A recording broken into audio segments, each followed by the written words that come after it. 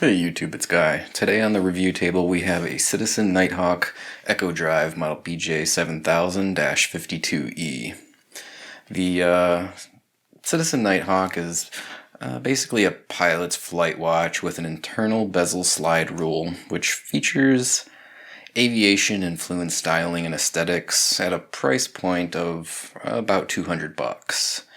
Now, I'll start off by saying that this is actually a really nice watch. I know that there's a lot of guys out there in the watch collecting community that are going to, I don't know if ridicule is the right word, but, not have super nice things to say about this watch because it's not a mechanical or automatic movement. It is the Citizen Eco-Drive. Now, a little information about the Eco-Drive. Originally introduced in about 1995, the Eco-Drive is a solar-powered watch movement, and it draws a charge from either natural or artificial light sources. And on a full charge, the power cell will last approximately 6 months, give or take. Now, if you've watched some of my previous videos, you're already aware that I am not beholden to the idea that non-mechanical watches, i.e. quartz-powered or solar-powered watches, are bad things. I don't believe that at all. I am a fan of all watches, honestly, and I have no reservations about saying that a sort of solar-powered quartz watch is cool in my book if the design and the aesthetics appeal to me. And this watch is no exception as far as that's concerned. I find it extremely appealing. It's a very handsome looking watch. Now we'll jump in here, take a close look at it, and talk about the specifications, and then I'll give you a little information about the movement. Nothing groundbreaking. It's not, super special, again, being that it's just effectively a solar-powered quartz movement. Then we'll talk about the design and quality, the aesthetics or cosmetics, and in particular we'll talk about this internal. Basically, it's an internal bezel that functions as a slide rule that allows you to do a lot of really interesting calculations on the fly. But to get started, we're going to talk about the specs of this watch. We have a 44 millimeter diameter case, and if you look at this case, it looks pretty big. I mean, it is all dial is why it looks so large, and we'll talk about that in the design discussion. But yeah, I wanted to point that out immediately. While it's a 42 millimeter case, which isn't humongous, it really does display itself as pretty large. Now the lug width is 22 millimeters, so it'll take any of your standard, as well as this bracelet that it comes on, it'll take any of your standard 22 millimeter straps, via leather, NATO, whatever. The case thickness is a little chunky, comes in at about 12 millimeters according to the specs. Looks even thicker than that to me because of this high walled, it's not exactly a bezel, but this high wall of the case, which holds the crystal in place. It just appears to be thicker than 12 millimeters, but according to the specs online, that's what it measures at. The lug to lug width from the top lug all the way down to the bottom lug, I did measure that myself because I couldn't find that spec, and I got it at about 47 millimeters. I just have a very cheap caliper, so I can't get extremely accurate on that. It was probably 47 and a fraction, maybe, but that's what I got on mine. Now, the dial is covered by a anti-reflective mineral crystal, as their claim on the Citizen webpage. You can see I'm catching light there, and obviously all glass, crystals, whatever, are going to reflect. But it is pretty anti-reflective. It does work as advertised, so that's nice. The black dial features luminescence on the markers and the handset, and the luminescence is pretty good on this watch. We have a date at the 3 o'clock position there. It is white background, black text, and it is framed with a white outline.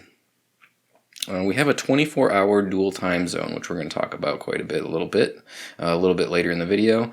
But that semicircle arc on the left-hand side of the dial is your GMT or dual time zone scale. Now this watch is, interestingly, being a flight watch, 200-meter water resist, and it does feature a screw-down crown at the 3 o'clock position, which is protected by these crown protectors. There's another crown down at the 8 position, and that crown controls your internal bezel slide rule. So as you can see, as I spin that crown, the slide rule inside of the case does rotate. That does not screw down though, so I have to wonder if that is a potential weak point for water penetrating the case. But it is rated for 200 meters. We have a stainless steel bracelet, which is really quite nice, and I'll talk about that in a bit more in depth. The clasp on the bracelet is a dual locking push button deployment clasp. And again, like I had mentioned, this is an Eco-Drive movement, solar powered quartz movement. It is the Eco-Drive BJ7000 movement.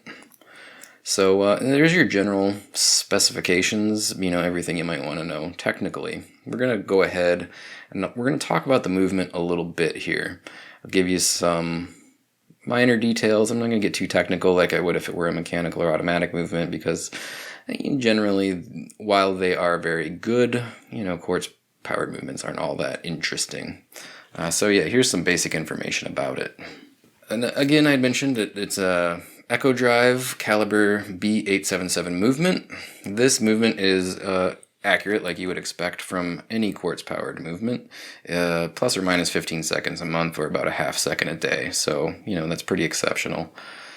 On a full charge, the lithium ion battery is said to last 6 months. And what I find interesting, if not maybe a little dubious, is that it's advertised that the power cell will last a lifetime. You will never have to change the battery. If that's true, that's pretty amazing. I've never heard of a battery, even though it's basically a rechargeable battery that's in this, or power cell. I've never heard of one that can be recharged over and over and over again without wearing itself out, needing replacement. But according to the Citizen's website, the information that I found suggests that it will last a lifetime. So, yeah, there's your basic nickel's worth of information about the movement. I really couldn't find a whole lot more about it other than, what I've already talked about. So let's jump into the quality and the design, which is, the real meat and potatoes of what we want to know about this watch. What do I think about it? First of all, let's talk about the case. Again, this case is 42 millimeters in diameter, but it really looks a lot bigger.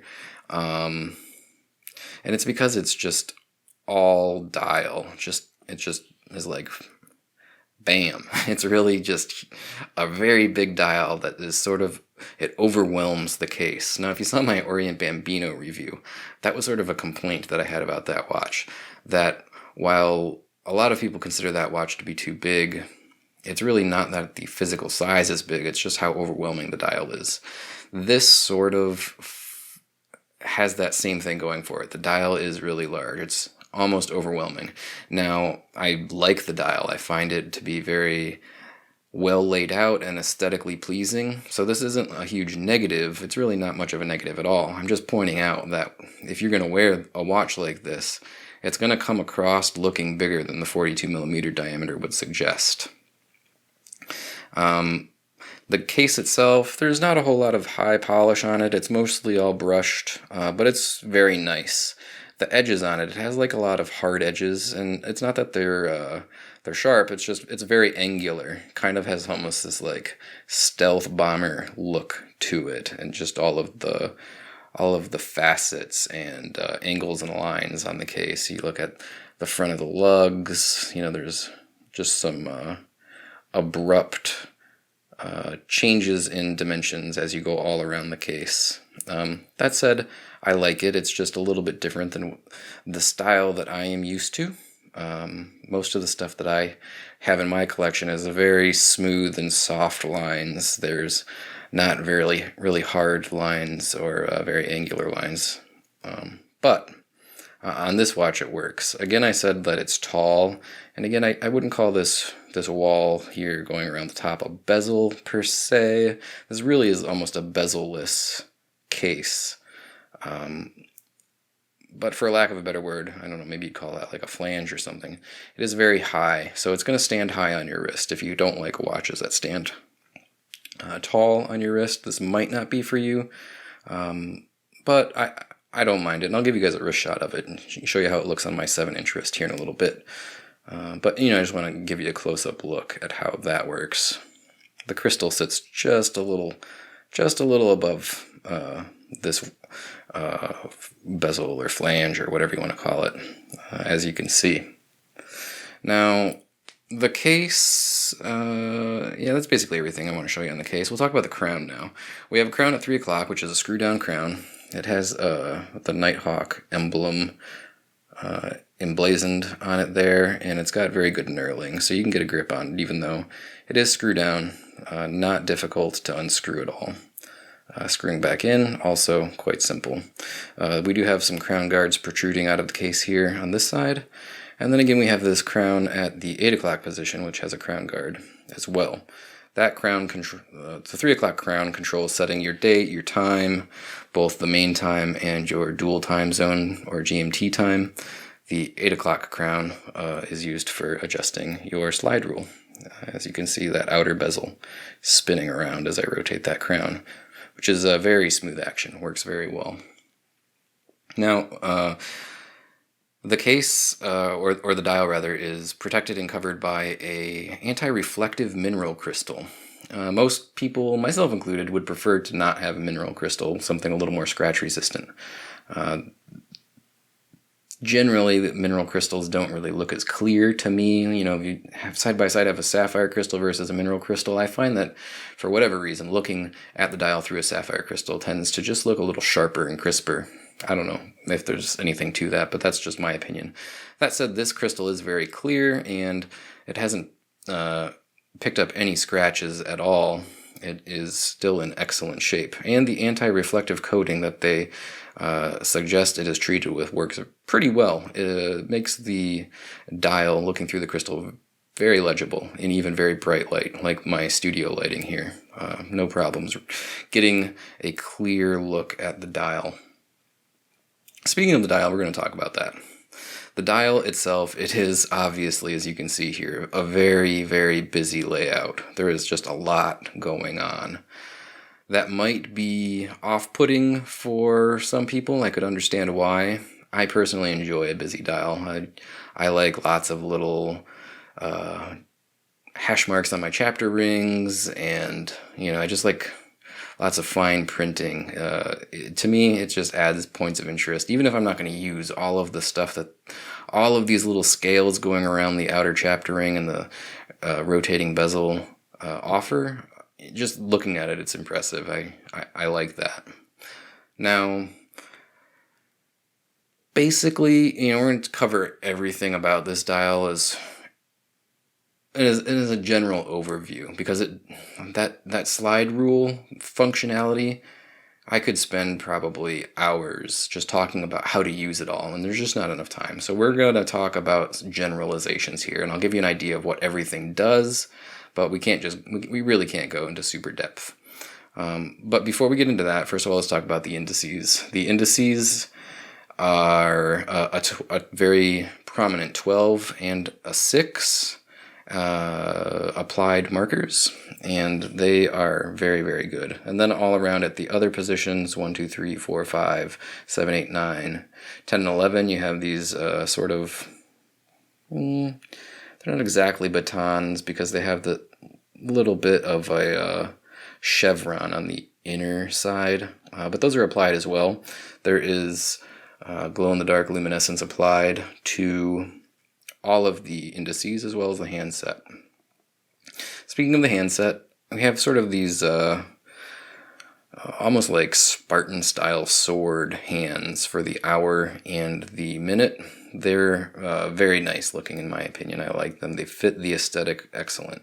The second hand is just a solid white, thin, needle-like second hand. Nothing super special there, but functionally it does what it has to do. I have no complaints with that at all. Now, I had mentioned this earlier, at the On the left-hand side of the dial, you have this 24-hour scale, and that is your second time zone, or your GMT time. The way you read it is you can see there's two scales there, 1 through 12, and then 13 through 24. And there's a little hand that has little airplanes on either end of it. When the red airplane, like currently is happening, is pointing at the scale, you're reading the outer red ring. So right now, it is, 2100 hours and change. And if we look at the minute hand, we know it's basically 30 minutes past. So we could look at that and say it's 2130. I have that scale or that time zone set to the current Eastern time, the same time zone that the main hands are set to. But you could set them to different time zones if you wanted to. For the purposes of this video, I have them both set to the same time zone. So we can see that it is 9:30 or 21:30, very, very easily. Now, if the white airplane on the counterbalanced side of that hand were pointing to the inner white ring, it's just telling us the time as well. So instead of the ring going all around the dial, basically, that's how they divided it into two halves on the same side. It's kind of a cool layout, and it's a cool idea, not something that I've ever seen before. So yeah, that's pretty interesting. If you wanted to set them to different time zones, what you would do is unscrew the crown to the first position. Spinning the crown one way sets your date. And you can see over on the right-hand side there, our date window. Spinning the crown the other day just changes your main hand's hour hand. So what you would do is if it's currently 9:30 or 21:30, you could set the main hand to be 11:30. And your dual time zone, the one with the little airplane hands, would be 2 hours behind whatever your current main hands are. Or you could go 3 hours behind or 4 hours behind. Basically you set the distance, the number of hour difference you want between the two set of hands. And then you can set the main hands to whatever time zone you want. And that secondary dual time zone will be the same number of hours behind, regardless of what the current time is set to. So that works quite easily. It's not very complicated at all. Now, again, another quick look at the date window. I think it's really well done. On such a busy dial, I can look down and check the date with no problems whatsoever. We have, again, that white dial with black text, and it is outlined or framed with a white box. It's just, well done. While we're getting really close to here, we can look at the Citizen branding, Citizen Eco-Drive, a little Nighthawk, or I don't know if that's specifically a Nighthawk logo or a Citizen logo. And then below that, Nighthawk, water resist 200 meters. So, it's pretty minimal branding. It's not overwhelming or dominating the dial at all. The dial is really all about the slide rule functionality, so that you can quickly and easily do any of the calculations available through the functionality of that slide rule.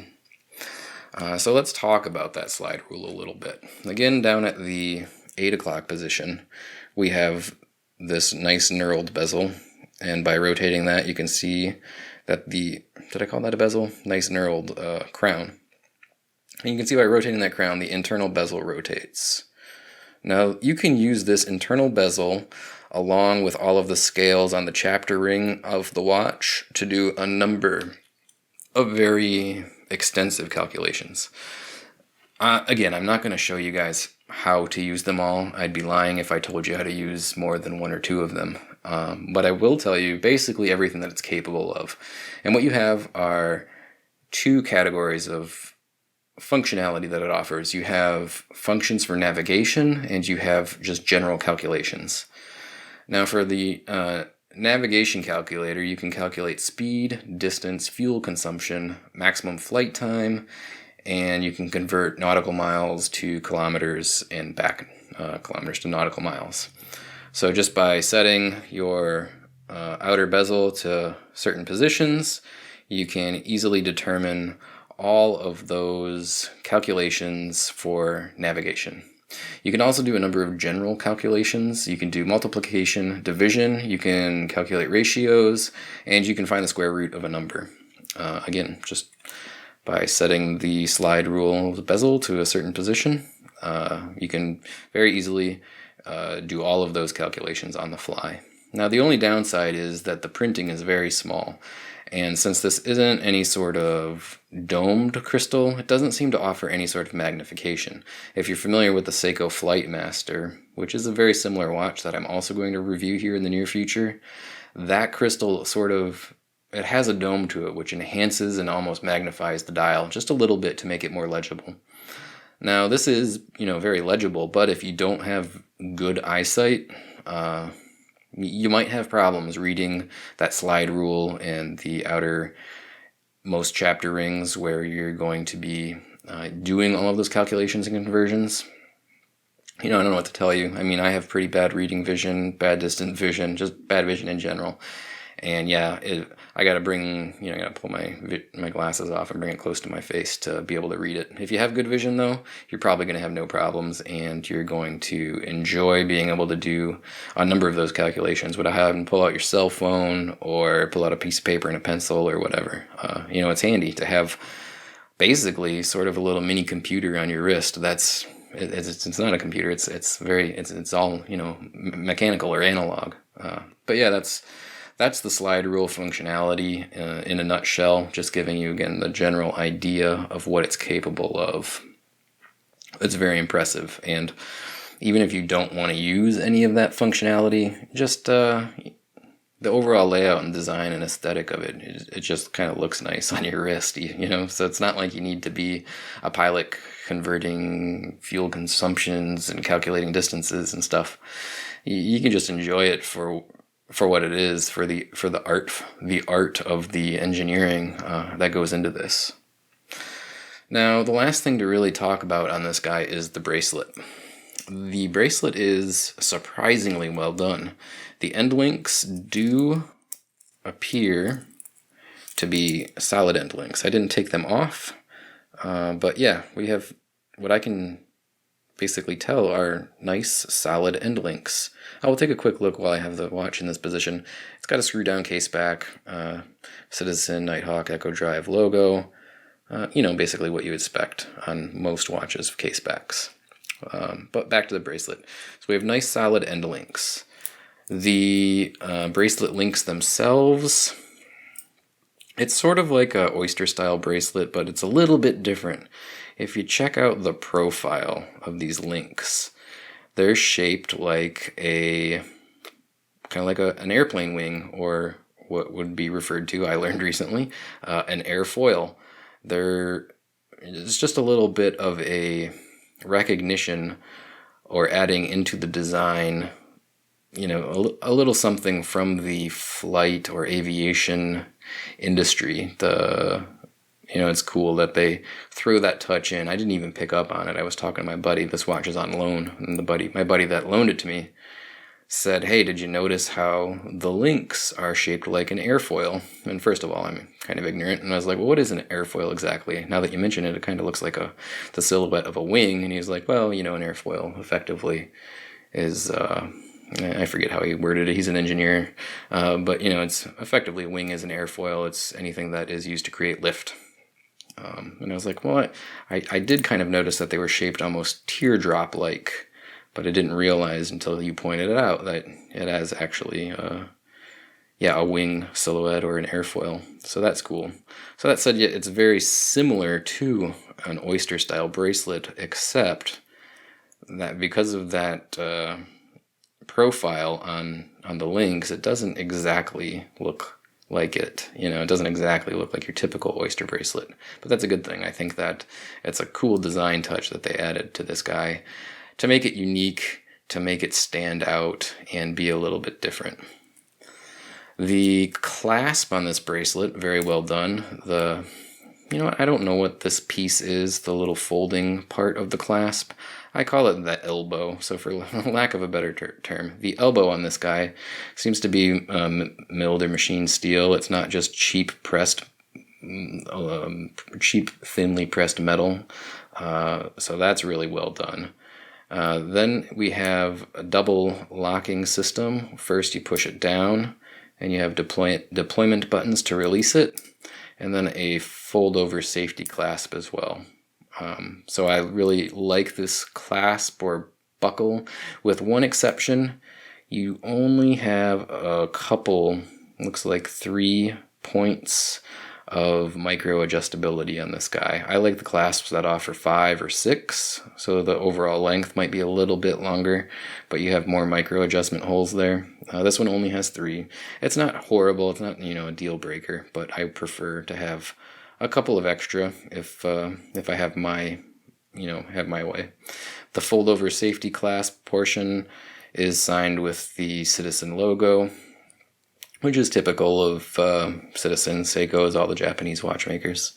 While that little elbow area that I was talking about is nice milled or machined steel, the actual buckle part here, this is still just pretty thin pressed metal. Seems to work just fine, but it's not, that piece is not very heavy duty. Overall, though, very nice bracelet. I'm impressed with it. I think, you know, it doesn't rattle or squeak or make any sort of offensive noises or presentation or anything that you find in more affordable watches. I was going to use cheaper, but I hesitate to use the word cheap. It is, again, a $200 watch, and it's pretty nice. But yeah, overall, the bracelet's a keeper. I mean, I can see why people would want to take it off and put it on a number of different strap options. It's just something that we enjoy to do as collectors. But yeah, I mean, I would have no problem keeping it on this bracelet if this were my piece. I'll go ahead and throw it on my wrist. Again, I have a 7-inch wrist. I'll give you guys an idea of what that looks like on me, if you're interested. Because again, the size of the dial is pretty big, so it does sort of, like I had mentioned, overwhelm the case. So this might give you an idea. This bracelet is just a smidge too tight for me, but it's okay. It'll give you a good enough look at it to get an idea of how it looks. So again, that's on my 7-inch wrist, and it's large. It doesn't overwhelm. I have to wear it really, really close to my hand because the bracelet's a little too small for me. I guess I could just loosen it up and slide it back a hair so you can see where people might normally wear it, more back here. And yeah, at that position on me, I like it. I have no problems with it. The sizing, I mean. And I think even a person could go down to maybe 6.5 to 6.25 inch wrists and probably wear this and not feel like it's out of place. That's my opinion. But again, the dial being so bold and so big and so large compared to the case and really the lack of an external bezel on the case does make it appear a bit bigger than the 42 millimeters would suggest. Just keep that in mind if this ends up being a watch that you want to pick up, you know, order online and you don't have the opportunity to try it on in person. So that's about everything I can say in regards to the Citizen Nighthawk. It's a really nice piece. If you are an aviation enthusiast, if you are an actual pilot looking for something to wear while you're flying, even if you're not any of those things and you're just a watch collector that enjoys interesting and well-made watches, this is definitely 2 thumbs up, and I do recommend it. All right, guys, that's it. That's it for this guy, and I appreciate you tuning in. All the typical stuff that you would expect you can find down in the notes section below this video. That includes links to my social media pages, Facebook, Twitter, and of course Patreon. If you want to support the channel, shoot over to Patreon and help me out. I appreciate it, and it'll bring more products like this to the review table. Also, links to this watch for sale on Amazon, which is through my associate link, which also helps my channel. If you decide you want to get this watch and you buy it with my Amazon associate links, I'll get a small commission, which helps me out. Basically, that's all I got, guys. So thanks a lot for tuning in, and we will see you in the next video. I will be taking a look at the Seiko Flightmaster, which is a very similar aviation-inspired watch. And we might do a little side-by-side comparison of these 2 watches eventually. All right, bye now.